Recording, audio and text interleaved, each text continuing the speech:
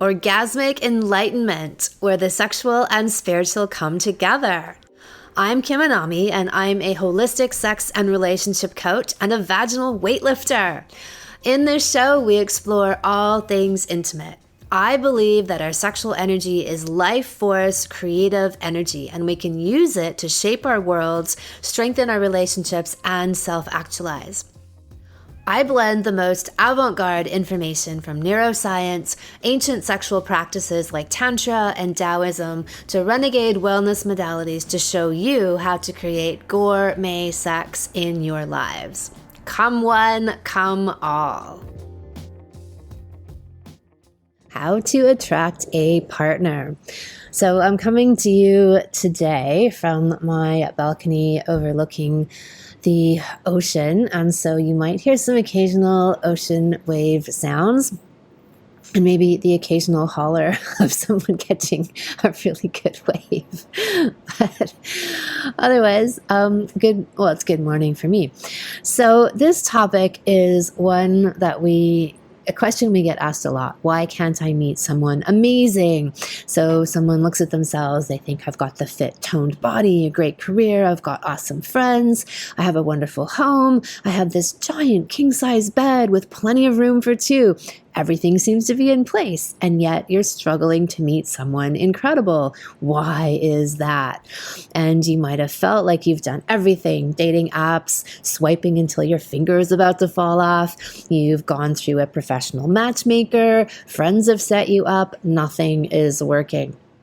And somehow the dates that you do have never go anywhere. Or maybe people are interested in you, but you are not interested in any of them. You're attracting low caliber people and you're like, where are all the good ones? So I have never done dating apps, although I know lots of people who have with success. I've never tried to date. What I do is I go inside of myself. I focus on what I need to up level in my life, and people just show up. So after my last major breakup, I took a celibate period of 2.5 years, and I knew that there were parts of my life I wanted to upgrade. And I didn't exactly commit to celibacy, and the idea, like if someone interesting came along, I was open to checking that out. But I felt like I just kind of retracted inside of myself because the last breakup that I had was really difficult, and I was very much in love with this person. And I felt like, there were areas in myself that if I didn't clean up, I would just keep repeating the same patterns. And so I was like, this is it, for me to then attract into my life that real partnership that I want to have. I need to get serious about whatever parts of me need cleaning up. So it was kind of like I had this invisible, unavailable sign on my forehead. Relationships weren't a priority for me. Instead, I put all of my energy into up-leveling my life. So I looked at all of the areas of my life and I thought, where do I feel less than proud? Is there any part of my life and myself I feel uncomfortable with?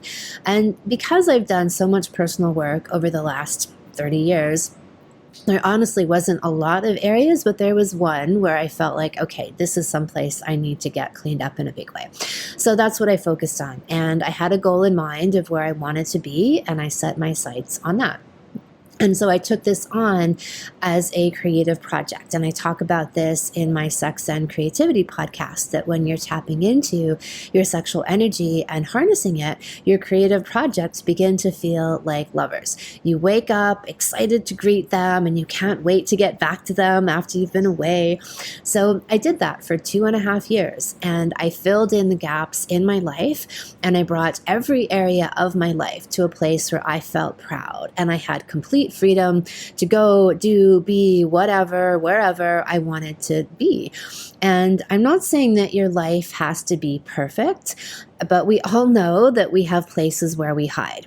So this involves doing your own demon hunting and being ruthlessly honest with yourself about any unhealed wounds, repeating patterns, and places that you don't want to go. How can you invite someone into the space of your life when there are places that you are uncomfortable going? It's like bringing someone to your house and saying, well, actually, you can't go into that room or this room or that room over there. Just stay here in the living room. No, that doesn't work. You have to be prepared to share and open up all of it. And so that's the question. Do you feel like you can do that in your life right now? And if not, where and what are the rooms that you've locked up? This could be anything from body image, body confidence. Like a lot of people feel uncomfortable even getting naked because they feel awkward with their own bodies. And so that can be one place to look. Old, unhealed sexual trauma is another massive place to look. Do you feel financially like you're in a place where you can meet someone? Obviously, if you meet a kabillionaire, maybe you can't meet that person. But, in general, that you have financial freedom and that you're in a place that you feel comfortable with. Again, you don't have to be in a perfect place. And confidence is developed once you get in motion. So as soon as you commit and you get in motion, then you elevate yourself and then you start to inhabit yourself in a different way because you're not walking around with all of this unhealed baggage that sits in your aura. So we don't maybe have this idea that people can see these things when we're hiding them. Oh, we can see them. Everyone can see them, even if we only see them in the subconscious. So we're picking them up on these unseen, invisible levels, energetic levels. They're there and they're occupying space. And so this is the thing, is that you need to clean up all of these areas. Open up these doors, clean them out, and then decorate these rooms the way that you like them and that are a reflection of your deepest truth. Because the more that you bring out the truest, most authentic parts of you and you're living them, you're wearing them, then you'll attract somebody on the same level. But if you have lots of unhealed baggage and stuff that you're carrying around, like I said, even if you think you've stuffed it into closets and under beds, you'll attract someone at the exact same place, someone who's got a lot of unhealed baggage. So the more that you up level and you heal yourself and you excavate and demon hunt and clear away and then redecorate this beautiful space, this metaphor of the house in yourself, you'll bring someone in, you'll attract someone at the same place. But it's up to you to initiate that process and get to work. So for me, back to me, after 2.5 years of me being celibate, and okay, look, I had a couple of little makeout sessions, but I never had intercourse, and they were brief dalliances. I could feel that there was a shift, and I was ready, and it was like this sign that was on my forehead suddenly switched to available. And it wasn't even a conscious decision. It was just more of a knowing. I knew that I was ready. And within 1 week, I had 3 serious suitors come my way. And all of them were contenders. All of them were long-term relationship material. And then I had to choose. Ha ha ha. So I've never used, like I said, dating apps or matchmaking services or anything like that. And it's not that I have anything against them. I know people who have found amazing soulmate type partners this way. It just never felt like the way for me. And I know that my state of mind and heart and genitals are what radiate out to the world, and they either attract or repel for me. That's how it works for me. And to be honest, I've never even really dated in my entire life. I can think of one actual date that I've been on. And, the way that people talk about going on a bunch of dates to see whether someone is a good match for them. I've known from the start whether somebody is going to be a long-term partner for me or, semi-long-term or not. I've never had to date people to figure that out. So often what happens is that after being hurt by a string of painful breakups, many people become afraid to try again. They don't want to experience the pain all over again. They don't want to be rejected. So all of this work that you do, and this cleaning up, this excavation, demon hunting, is all about loving yourself and becoming the most confident, powerful version of yourself. And so I almost hate to say a phrase that sounds so empty as love yourself rather than the instructions I gave you earlier, is like take a look at all these different areas of your life and see what's unclean, unhealed, and needs mending and repair. And so It's not about trying to find someone. I don't think I've ever been in a state of like really trying to find someone. It's about loving yourself and up leveling everything in your life. And then you become a magnet and these people just come to you. So one of my favorite magnetizing stories is brought to you by my friend Selena. So Selena is in her mid-60s, and she had been inspired in the few years past to really work on herself. Like, for example, she'd always carried an extra 20 or 30 pounds around, and she started going to the gym regularly, and she lost those pounds. She became very svelte. And then she changed her diet. She prioritized her self-care and growth. She was doing different kinds of healing modalities.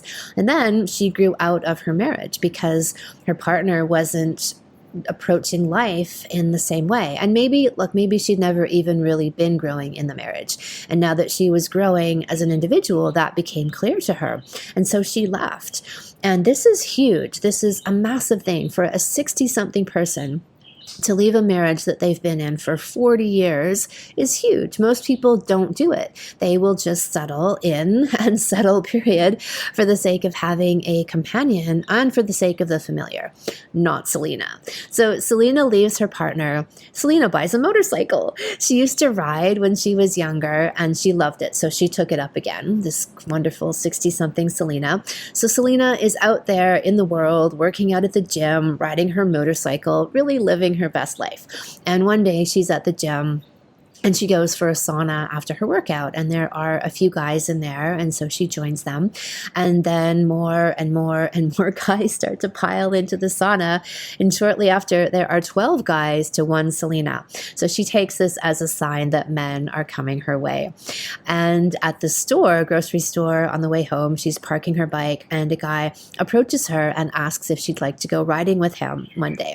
So remember, Selena is at an age where she's supposedly finished. She's dried up. She's slim pickings. At least this is what all her friends kept telling her when she decided to leave her partner of many decades.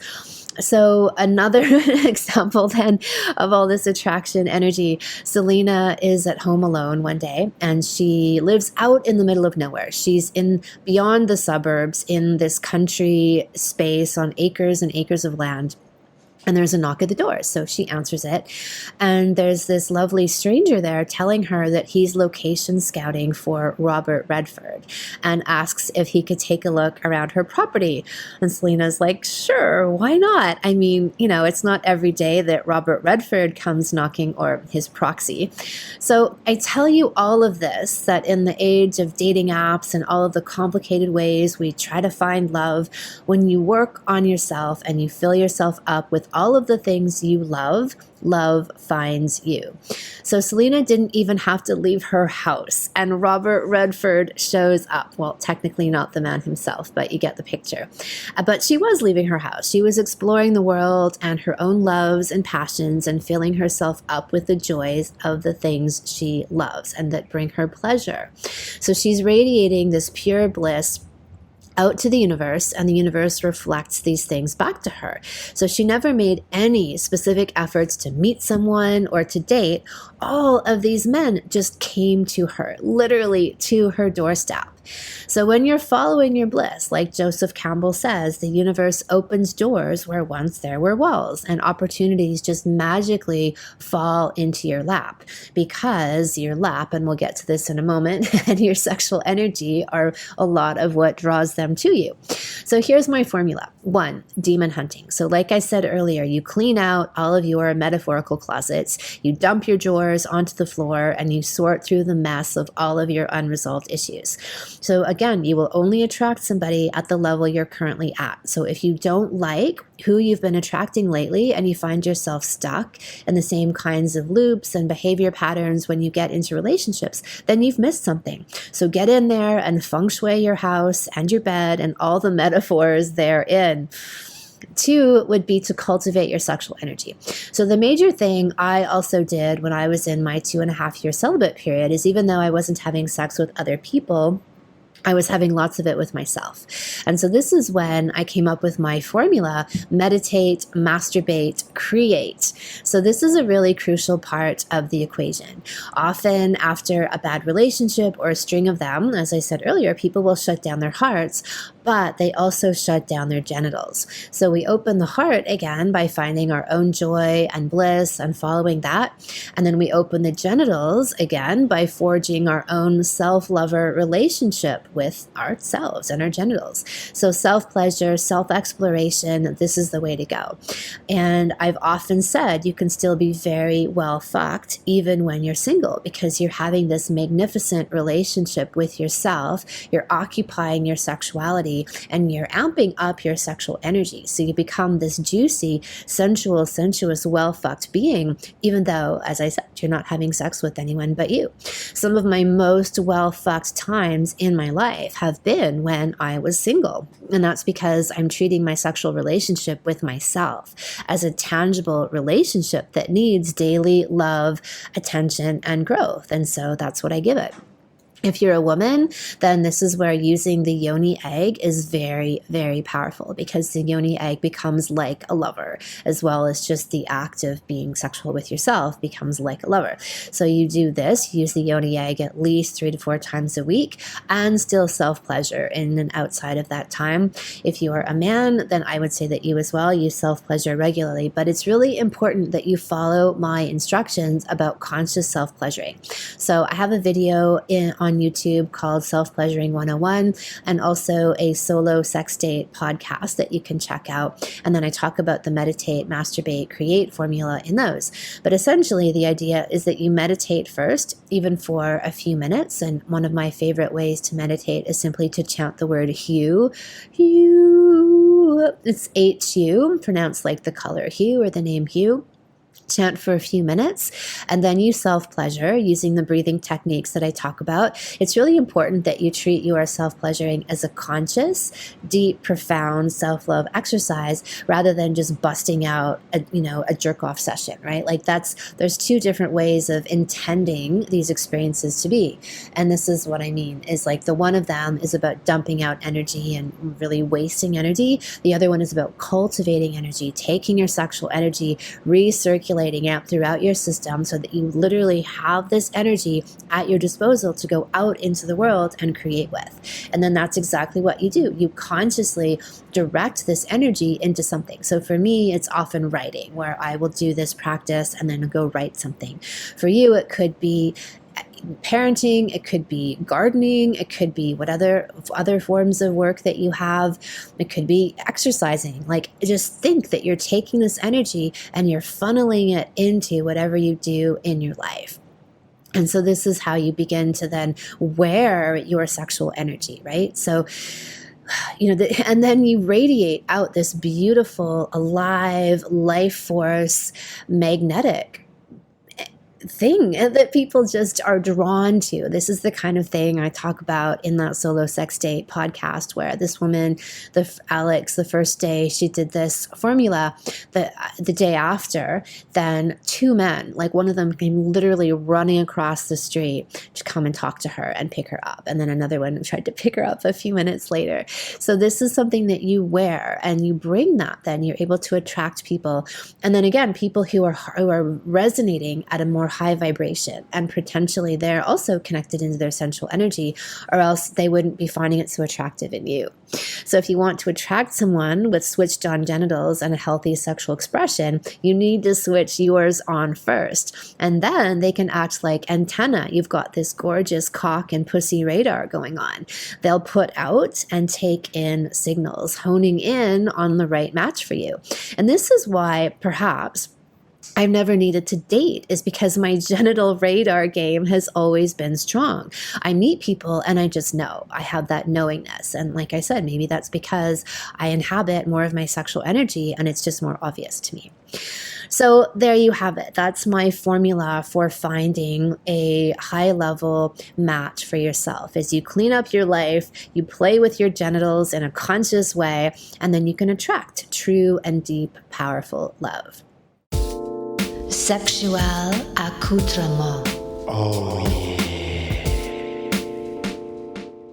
Our product of the week is the Heartbreak Healer Crystal Elixir, which is in the Anami Alchemia Crystal Elixir collection. So this remedy is made with dioptase, and this is a gorgeous, multifaceted, emerald green colored crystal, and it's meant to be the ultimate crystal for healing a broken heart.